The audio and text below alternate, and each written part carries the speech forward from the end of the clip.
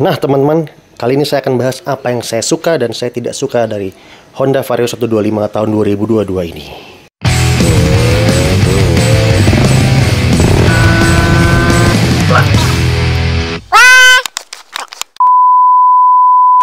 Jadi motor belakang saya ini udah saya pakai dari sekitar bulan Februari 2024 teman-teman ya. Jadi ini sudah sekitar 3-4 bulanan saya pakai. Saya beli second di kilometer sekitar 5.000-an ya. Sekarang udah berapa nih kita lihat. Nah, kilometer sekarang 7.200 ya. Jadi udah sekitar 2.000 kiloan lah ya saya pakai ya. Kalau kalian lihat juga, ini motor sudah saya pernah pakai dari Jakarta sampai Jogja pulang pergi teman-teman ya. Jadi ya sudah kurang lebih udah nyobain lah dalam kota luar kota seperti apa rasanya si Vario 125 New ini. Jadi saya akan mulai dari apa yang saya suka. Poin pertama adalah looks-nya atau tampangnya teman-teman.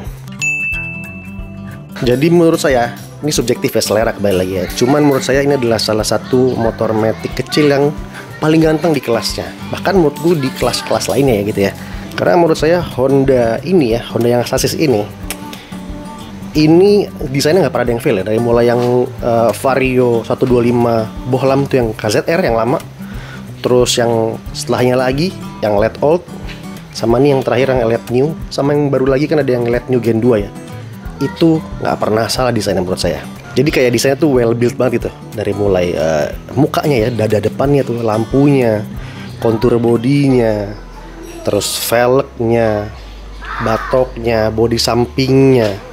Jadi siluet motornya tuh kayaknya sporty banget ya, kayak well made banget gitu. Tuh ya dari belakang seperti ini. Meskipun padahal ini motor kan hitungannya sennya ini udah kepisah ya. Yang biasanya motor dengan sen kepisah tuh agak culun ya. Cuman entah kenapa di motornya malah keren gitu. Jadi desain buritannya ya, si lampu belakang ini sama lampu sen sama spakbor tuh kayak keren gitu. Hal kedua yang saya suka yaitu adalah kenyamanannya. Dalam arti bukan ergonomis ya, tapi lebih ke arah mesinnya halus. Halus itu bukan cuma suaranya halus, tapi rasa kendara juga halus. Jadi ketika jalan tuh mesin itu nggak ada rasa getarnya gitu. Satu itu. Kedua, suspensi depan belakang menurut saya dibanding motor sekelasnya ini termasuk nyaman ya, empuk, meredam dengan baik, tidak terlalu keras tapi juga tidak terlalu empuk ya. Jadi pas banget menurut saya.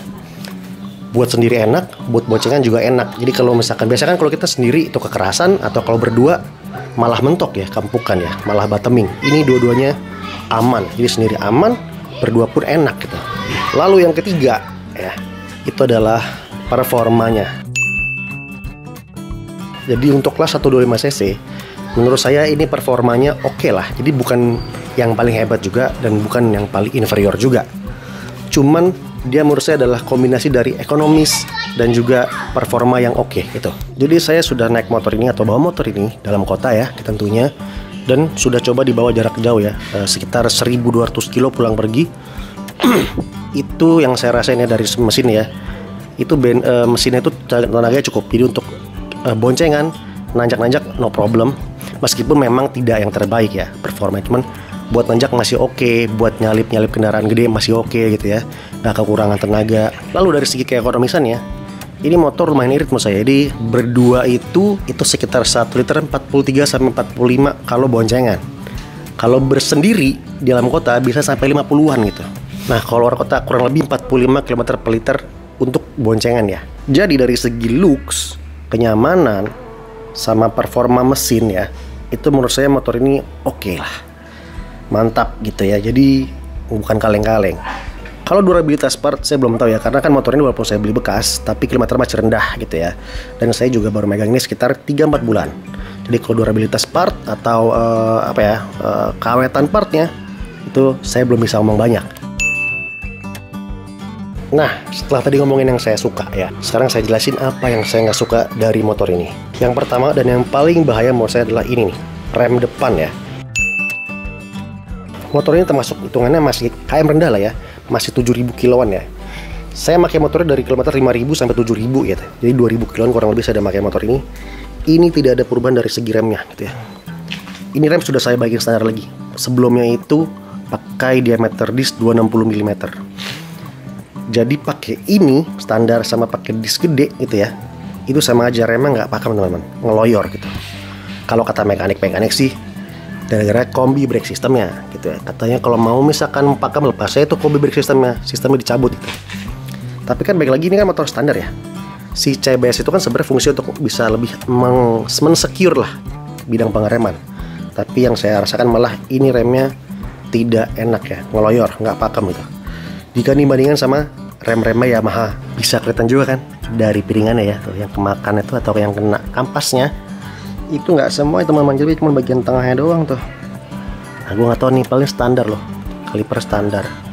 Hal kedua yang saya nggak suka yaitu adalah ketika kalau kita habis berhenti lama ya, mau pagi, mau siang, mau malam, apapun lah. Kalau habis berhenti lebih dari 1 jam atau 2 jam, itu kalau nyalain lagi, itu kita perlu nunggu agak lama ya, biar dia enak dibawanya. Gitu. Jadi mesinnya itu kalau masih dingin itu berbet, jadi nggak bisa langsung digas, nggak bisa langsung ngacir gitu. Jadi kalau digas pelan tuh dia kayak ndet-ndetan dulu, ntar udah jalan sekitar sekilo baru normal gitu. Jadi itu nggak pernah gua rasakan di motor-motor injeksi yang Yamaha ya. Lexi, NMAX atau Mio itu nggak pernah gitu. Tapi di Vario ini selalu seperti itu. Jadi kalau pagi atau baru nyala itu selalu berbet-berbet di RPM bawah. Bukan berbet parah sih, tapi lebih ke arah kayak kurang bensin gitu ya. Kayak motor karbu pagi-pagi dihidupin gak dicuk, itu kan kayak kurang bensin rasanya, pelan gitu kayak lemot. Nah kayak gitu rasanya di motor ini. Yang ketiga yang gue gak suka yaitu adalah CVT-nya gampang gerdek. Pas saya lagi posisi mau menuju Jogja gitu, itu di perjalanan di daerah Sukoharjo gitu ya, Sukorejo sorry, itu mulai berasa tuh gerdek-gerdek ketika mulai nanjak tuh. Jadi kalau lagi berhenti terus mau jalan lagi itu berasa gerdek, padahal sebelumnya nggak sama sekali gitu. Dan pas sudah di Jakarta memang dibongkar CVT, dibersihin, itu memang kotor banget ya. Jadi serpihan-serpihan kampas remnya itu debu-debunya bener-bener banyak gitu. Kampas rem kampas ganda, maaf, itu debunya banyak banget. Dan kata mekanik saya, itu setiap agak kotor pasti gitu, pasti gerdek. Jadi obatnya adalah mesti kartel kampas kartel mangkok ganda sama ganti kampas yang lebih keras biar gak gampang kemakan gitu teman-teman. Jadi ya berarti kondisi standar motornya gampang gerdek ini gitulah ya. Jadi tadi itulah 3 hal yang saya suka dan 3 hal yang saya tidak suka dari motor Vario 125 New ini teman-teman. Kalau punya pengalaman yang sama atau berbeda pun silahkan komen di bawah, kita cerita-cerita dan diskusi di kolom komen. Oke, kalau gitu terima kasih sudah nonton, jangan lupa like, subscribe dan share video ini buat teman-teman yang membutuhkan.